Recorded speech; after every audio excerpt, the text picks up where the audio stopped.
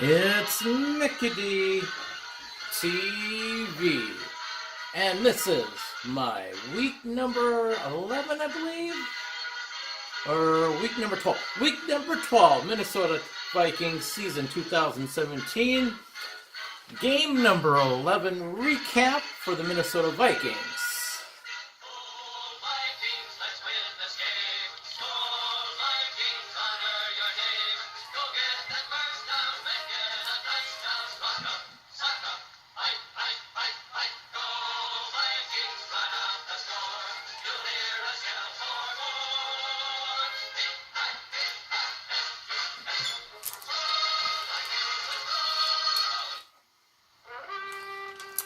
And the Minnesota Vikings played the Detroit Lions on Thanksgiving morning or afternoon. It was the first game of the Thanksgiving games, and they played the Detroit Lions.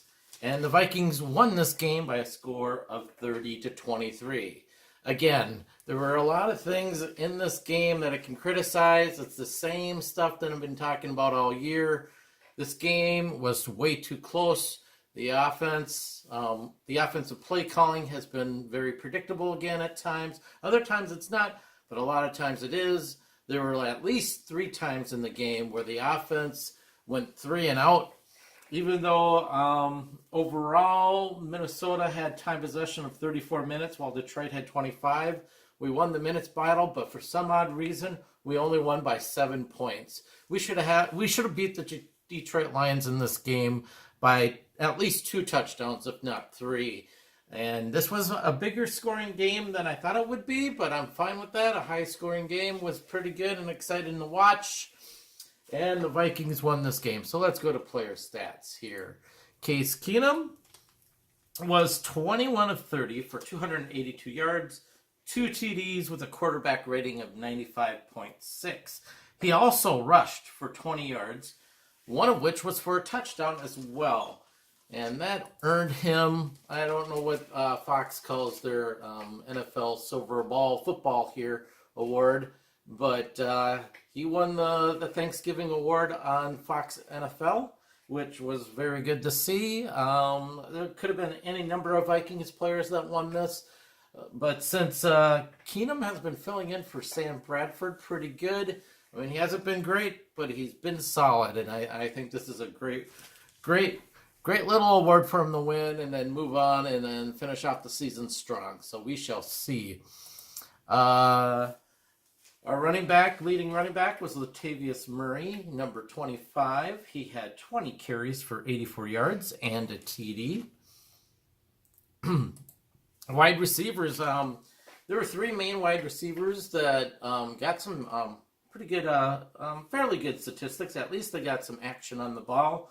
The first one, Adam Thielen, had 8 catches and led the team with 89 yards. Stephon Diggs, another solid day, 5 catches for 66 yards. Maybe he could use a little bit more yards, but hey, he's getting more action. He's moving around. That's nice to see. And then Kyle Rudolph, our tight end, had 4 catches for 63 yards, 2 of which were for TDs. Very amazing plays that they did. Overall, our players are doing pretty good. The offensive line, these stats could be better.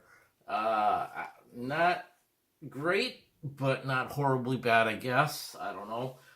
The offensive line gave up 2 sacks, 9 tackles for loss, 2 passes defended, and 9 QB hits. That's a lot of hits on the QB and a lot of sacks if you add that to it. So I think the offensive line could have done a better job. I know Detroit's supposed to have a pretty good defense, so that could have played a factor into how well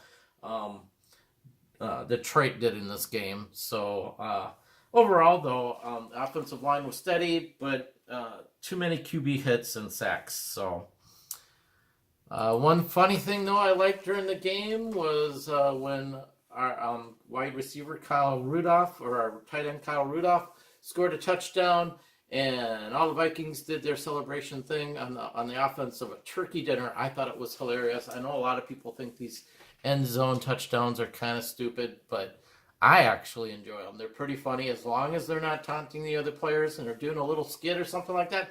I think that's cool. So kudos for these guys on thinking something pretty original. Down below there, Andrew Sandejo, number 34, led the team in tackles with 7 tackles, 6 of which were solo.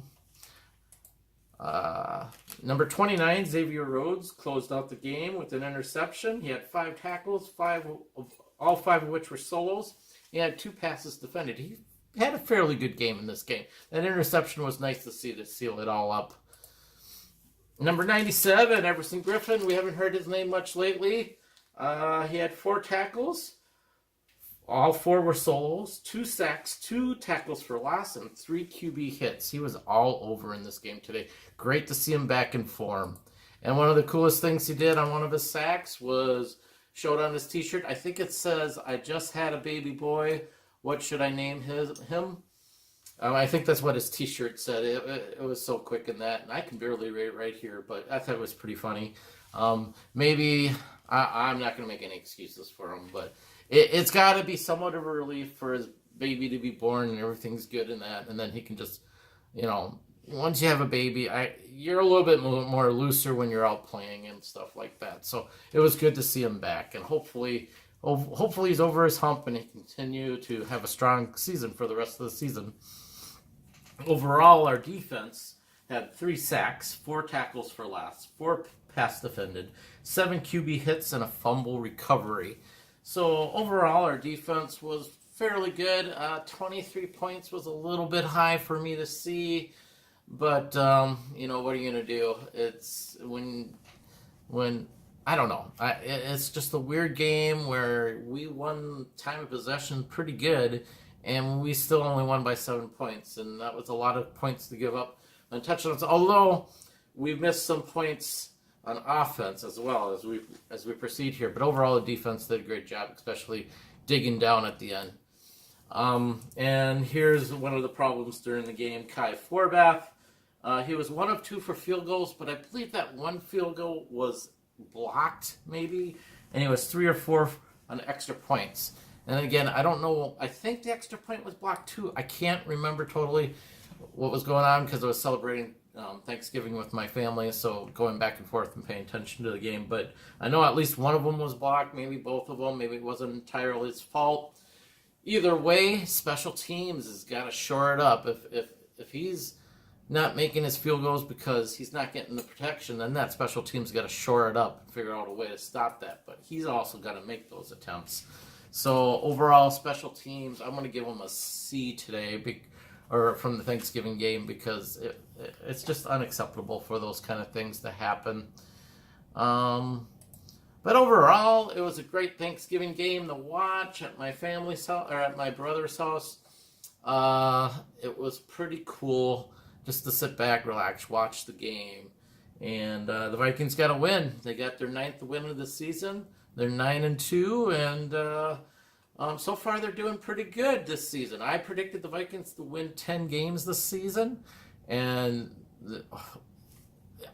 if short of a total collapse, they should be able to get at least 10 wins this season.